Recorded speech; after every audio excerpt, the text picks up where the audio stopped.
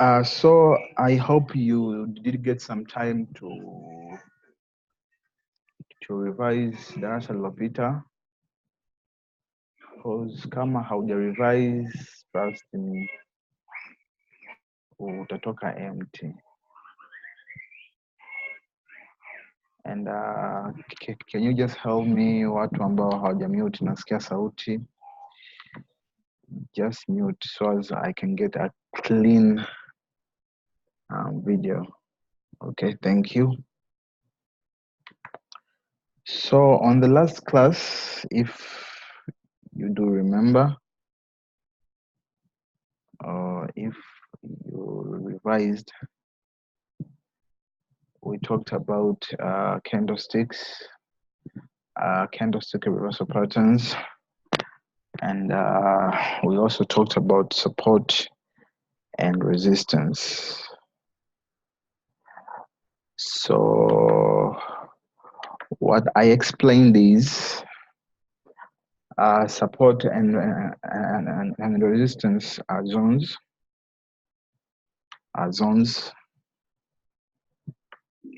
Ambazo zinafanya soko lisiwe lina move straight forward, but rather soko leo linaenda in style of a zigzag. And nikafundisha how to draw support and resistance, but I know it's a little bit challenging, hauwezi ukajua at first, but today also as tunazidi kuendelea nitakuwa nina reveal kwa vitu nakuwa ninafundisha vitu ambavyo vya leo na ambavyo vimepita na jinsi ya kuvichanganya, so as we can all be on the same page. So today I would like to talk about trend. As you all know, in Forex we only have two things. I think this nishaelezea kidogo before. We buy or we sell. So if the price is going up, we buy. If the price is going down, we sell. So if the price is going up, we call it an uptrend. And if the price is going down, we call it a downtrend. Simple as that. Simple as that. So we do have an uptrend and we do have a downtrend. That is as easy as it is. So let me go back to my notes. Okay. So trend is a direction of the market. We have uptrend, or sometimes we call it a bullish market. We have a downtrend, or sometimes we call it a bearish market. Also, we do have, sometimes we do have kitu kinachoitwa sideways, or we call it a ranging market. But all in all, we do have aina mbili ya kubuy na kusell. Hii ambayo mention there as ranging, nitaelezea ni wapi inatokea. So for now, just know that we have two trends, up and down. Before the market starts trending, it first forms a peak. So this process is called a peak formation. So in other words, before a downtrend, there must be a peak high formation, and before an uptrend, there must be a peak low formation. What do I mean by that? What do I mean by that? This is what I mean.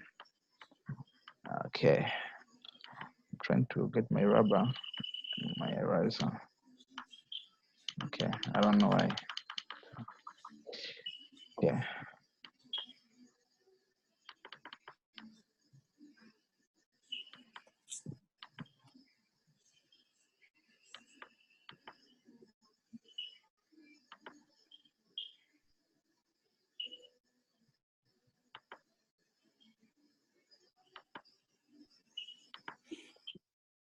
Okay, so before I'm having an uptrend, Down here, we should have a peak whereby price ilikuwa inashuka, then we do have a peak somewhere here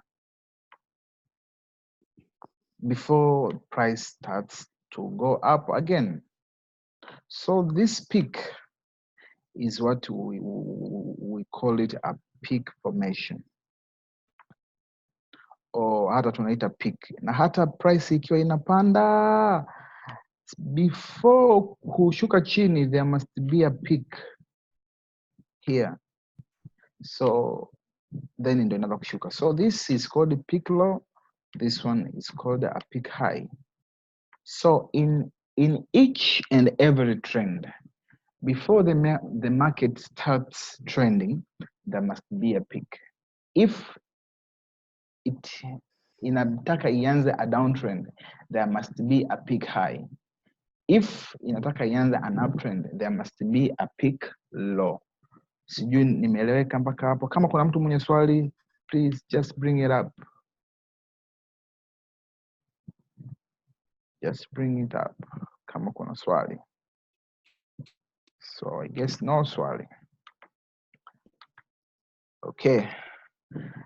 Peak formations are formed by reversal patterns. Last time we talked about candlestick reversal patterns. Those are patterns made of candlesticks, mostly 1 or 2 or 3 candlesticks. Zinatengeneza pattern ambazo zinafanya soko lina change the direction. Now we do have larger reversal patterns, and these ambazo zinazoform peak high or zinazoform peak low. Okay, huu ndo mfano wa trend. Here we do have an uptrend, here we do have a downtrend. So in this case, this could have been our peak high before ianze kushuka. This could have been our peak high before ianze kushuka. So what are the reversal patterns that we are talking about? What are the reversal patterns? Okay. So kwenye reversal patterns, these are patterns made of candlesticks that, when are formed in the market, they usually signify direction change of price. They signify, it's not necessary, but they signify directional change. So if it was an uptrend, if you see such kind of a pattern, it's most likely it will change the direction to become a downtrend. And if it was a downtrend, and if you see such a pattern, it's most likely that the price will change the direction to become an uptrend. There are two types of reversal patterns, or should I call them two categories. So we have a bullish, which does buying, and we have a bearish, which does selling, reversal patterns. And one is just the opposite of the other. Kwenye Forex, we only have two things, buy or sell. And one is the opposite of the other. So hata ninapofundisha nikitumia mfano wa sell, basi kwenye kubuy is the opposite of the other. Hata structure. Mfano hapa, we do have the first type. The first type is called the double top and double bottom. Wengi mtaijua kama M na W. You see hata structure zinabadilika. Yani inakuwa ni opposite. So this one is M, ukigeuza inakuwa W. So, and this one is most common. These reversal patterns are most common. Na zina structure ya M. So mimi nitafundisha sana M na W, but all the other are the same, because hapa chini nimeandika all reversal patterns do the same task. All work the same way. The difference is only in the structures. If you know how one operates, you have known all. So if you know how double top operates, you have known how triple tops operates, and you have known how head and shoulder operates. If you know how double bottom operates, then you have known how triple bottom, and you have known inverted head and shoulder. So what do these structures look like? That's our first question. What do these structures, how do these structures look like? And this is a very important thing, guys. Watu ambao wanajikuta ambao tayari wamesoma kwangu forex muda mrefu, vitu vidogo kama hivi ndio waga vinapiga chenga. Hivi vitu ni very very important. So this is a double top. This is a double bottom. This we call it W. This one we call it M. This is a triple top. The difference is just the tops zinakuwa tatu. Upper tops zinakuwa tatu. Then we have the head and shoulder. This is the shoulder. Then we have the head, which is a little bit longer or taller. Then we have another shoulder. Also, we have inverted head and shoulder. So all these patterns do have support and resistance zone, which is called neckline. Na inakuwaga hapa for M, inakuwaga hapa. This is for W, inakuwaga hapa. This is for triple top. This inakuwa hapa. All of them do have a neckline. And these patterns are not confirmed until this support and resistance called neckline is broken. Once this is broken, then we can say that our pattern is complete. For as long as the neckline is not broken, we don't have a confirmation of the pattern. So to have a confirmation, you can guess, you can speculate that, okay, I'm seeing a double top or I'm seeing a double bottom. You can speculate, yes, but you have a confirmation only when the neckline is being broken and a significant breakout. It's not just a fake breakout. I think by now you all know about breakouts, because nimefundisha wa darasa lililopita. So it needs to be a significant breakout. I think kwenye hili darasa nimezielezea hizi pattern vizuri na mtaziona vizuri kabisa na how they work. It's all just great. It's all just fine.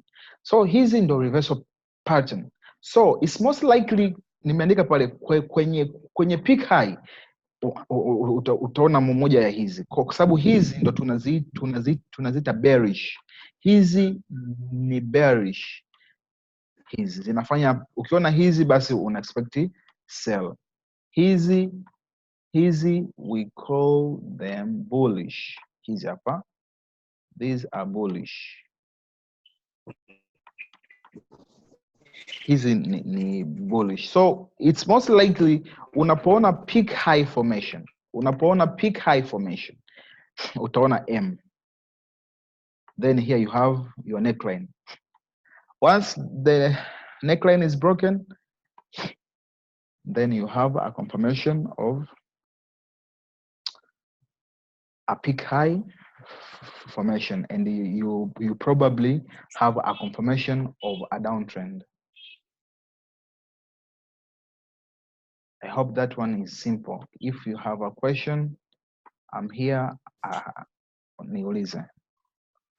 So kwenye peak low utaona W. Then once the neckline is broken, then you have a confirmation of an uptrend. Once the neckline is broken, then you have a confirmation of a downtrend. Does anybody have a question on that? Anybody? Okay, then great. So let's proceed.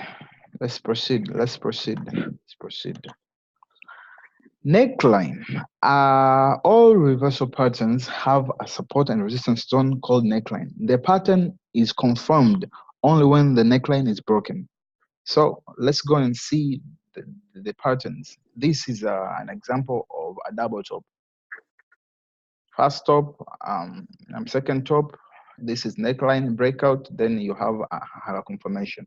This is an example of head and shoulder. Hizi zote mbili zinafanya neno ya kuseli, kazi ya kuseli. Hizi mbili, they are called triple bottom. So kinyume cha hii ni triple top. Hapa sijaweka, but it's just kinyume chake. Kama hapa juu ambapo sijaweka double bottom, kwa ni just kinyume, unageuza. But kwa bahati nimewekea both head and shoulder and inverted head and shoulder. So you can see that hii ni kinyume cha hii. Kwa ni zote hivyo, they all do work the same. So on small peak formation, you are most likely to see a double bottom, a triple bottom, or an inverted head and shoulder kwenye low peak formation, and on high peak formation, you're most likely to see a double top, triple top, and head and shoulder. I hope I'm clear there. If you have a question, please bring it up. Okay, so now we go to our next chapter. All trends, nimeshafundisha kuhusu trend. It's either buying or it's selling. All trends.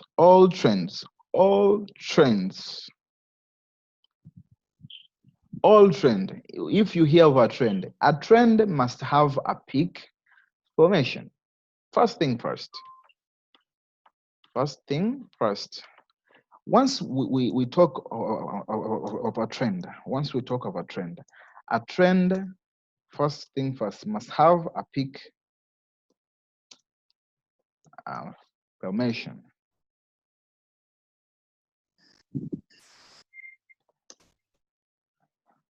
And the trend is confirmed only when the neckline is broken. And all trend move in steps. We call them move count. And most likely for 80% or 90 or 85%, they move in 3 move count.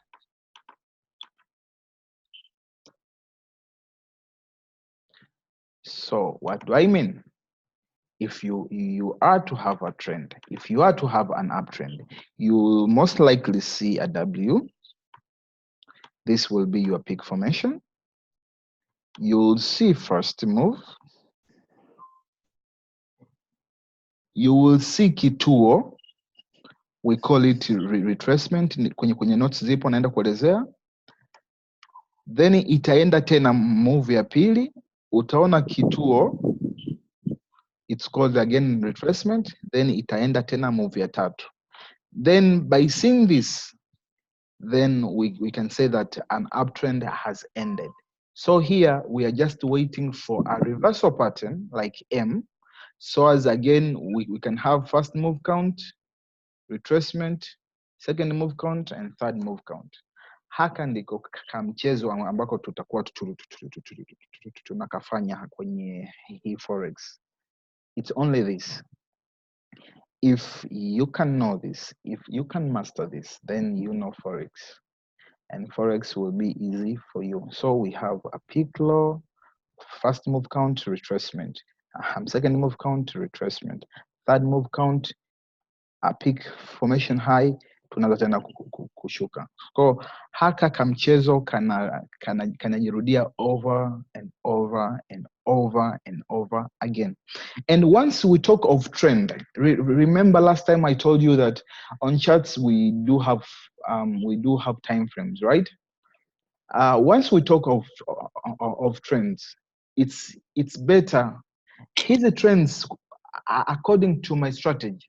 You should at least see a trend in 4-hour time frame, at least.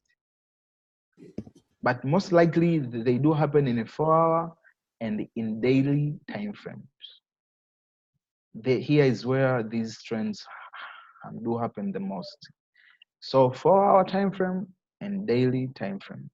You can see and say that this is an uptrend or this is a downtrend. And this rule do obey in those two time frames, 4-hour and daily time frames. So you should note that down. I don't think if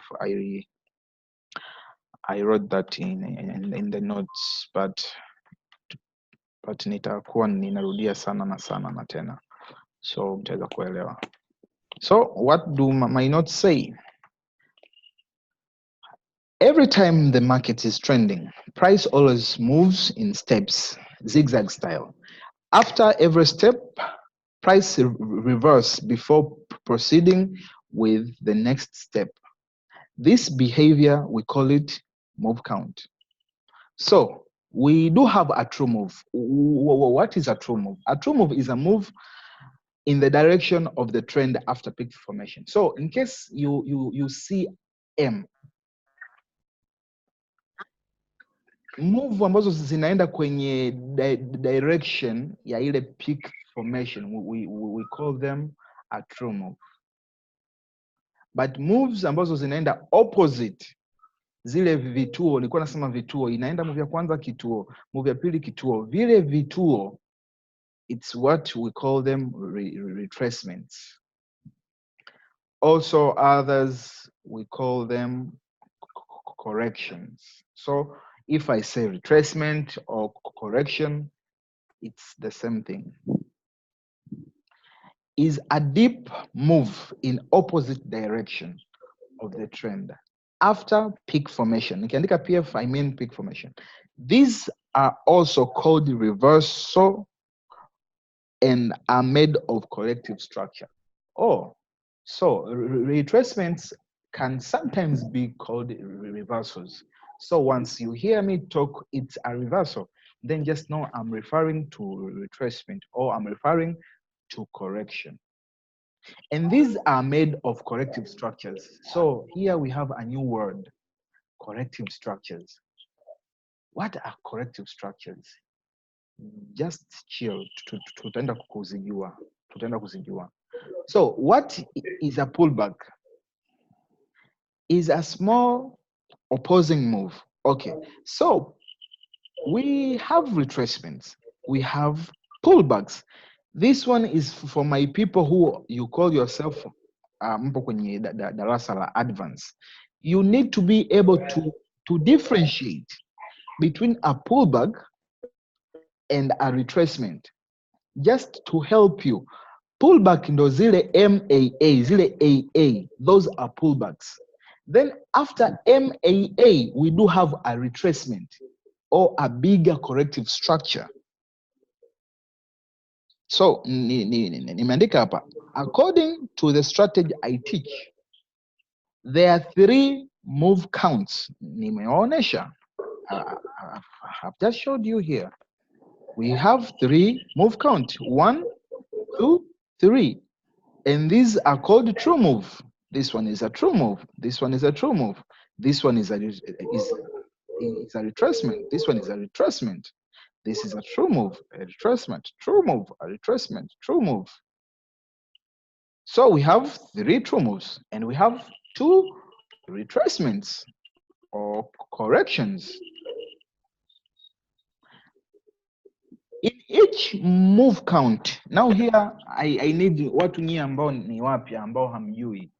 In each move count, now here I'm going to apply the concept of retracement and pullback. I'm going to apply the concept of retracement and pullback. Now see how it works. Now see how it works. See how it works. Okay, see how it works. Let's see. Okay. Now I'm drawing of what I call a perfect trend. So I do have a peak formation low, right? I have the first move count. Then I do have retracement. I have the second. I do have retracement. Then I have a third. So I have the first move count, true move, second and third. I have two retracement. But in each move count, this one move count, in each move count, this is an each move count. So in each move count, we do have also two pullbacks.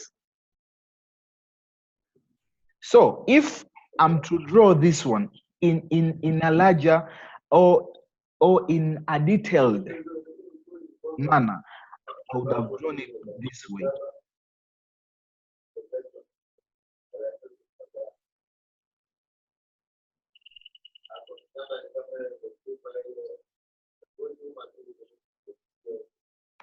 I hope hapo mnaona. So this is first wave count, second and third. But in each wave count, I have small pullbacks easy hapa, ambazo nikiwa ninapanda naita WVV, WVV, WVV. Nikiwa nashuka naita MAA, kwa sababu nikiwa nashuka vile vinakuwa in terms of A, vilikuwa vinapanda vinakuwa KVV.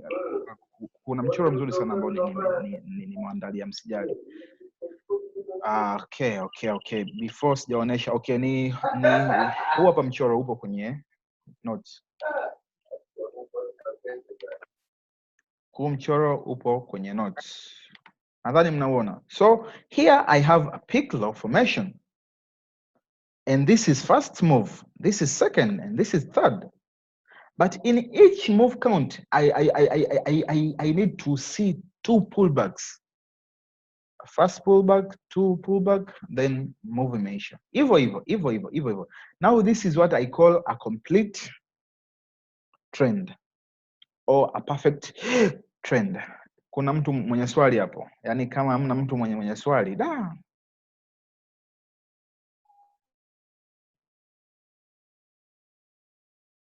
Guys, anyone na swali? Kama nimekumute na ujui kwa mute, basi tuma text kwenye group ni kwa mute, so haziwezi kuuliza swali.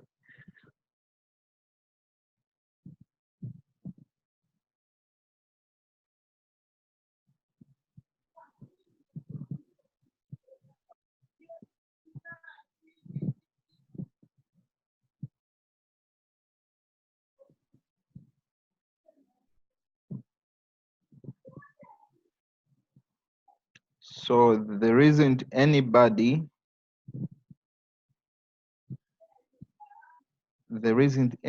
with swali, right?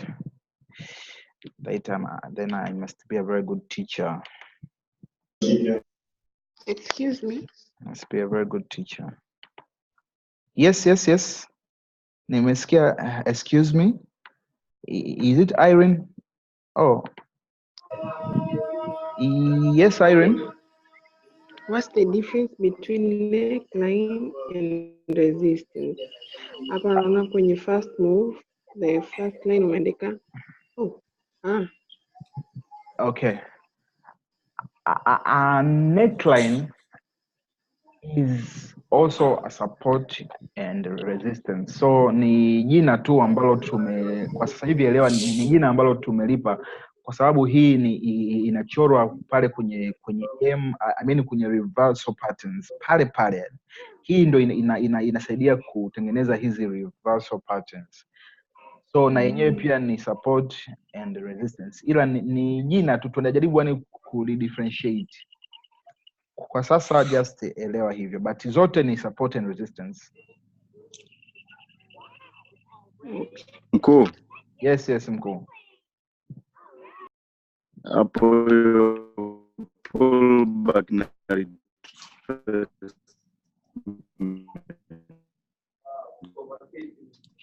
Mkuu, sija kusikia swali lako. Naona kuna matatizo mtandao sana. Hello? Nini unasema? Tofautishe pullback na Okay, na retracement.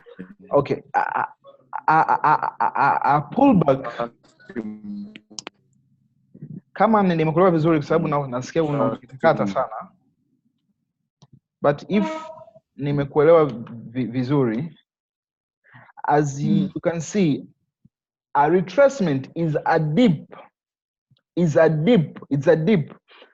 deep move. It's a deep opposing move, but a pullback, it's a small opposing move. Ndio maana hizi tunazita V na A, but na hizi hauna haja ya kutumia Fibonacci kuzipima. Hapa tu utaona they are made of simple structures kama V au A, are very simple structures, but yes, but yani but deep.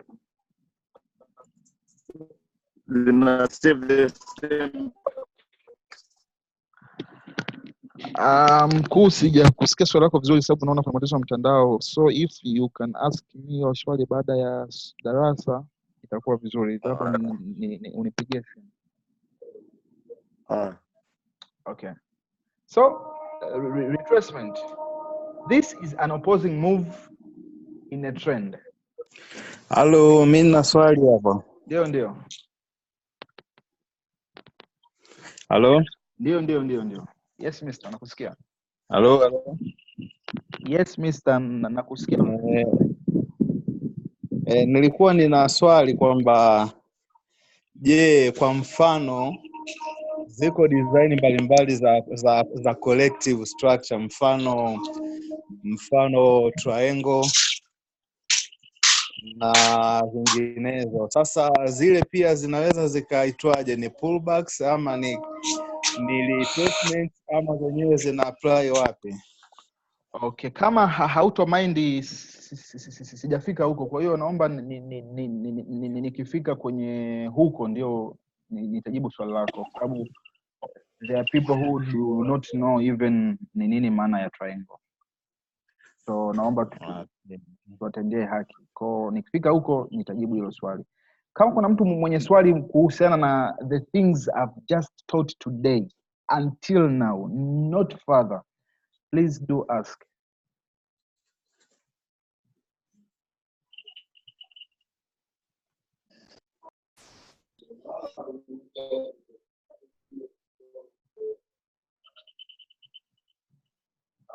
Okay, hii video naona inaenda kukatika kabla hatujamaliza, so naomba kindly ikikata, naomba after a minute or two, naomba mrudi swazi tuweze kumalizia, please.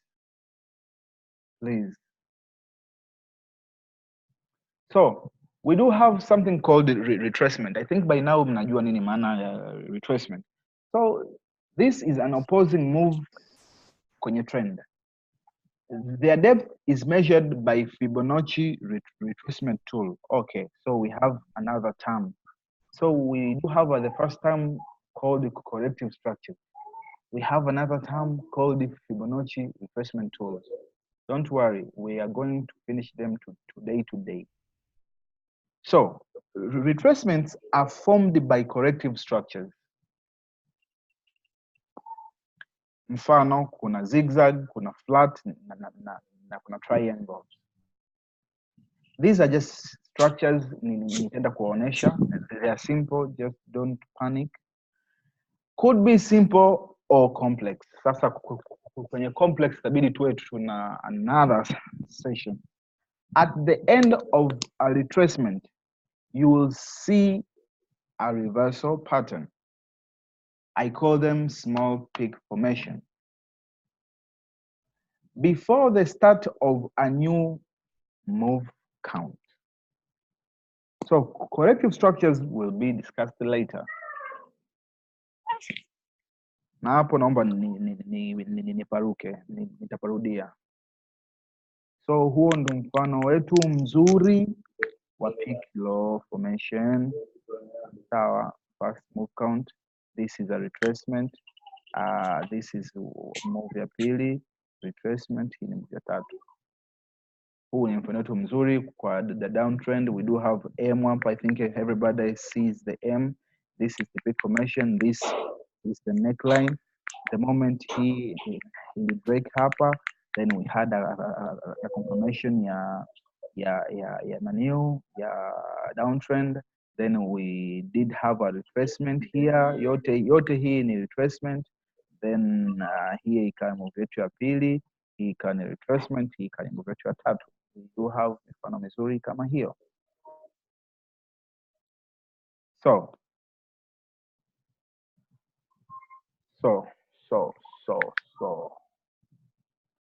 mpaka hapo kuna mtu tena mwenye swali?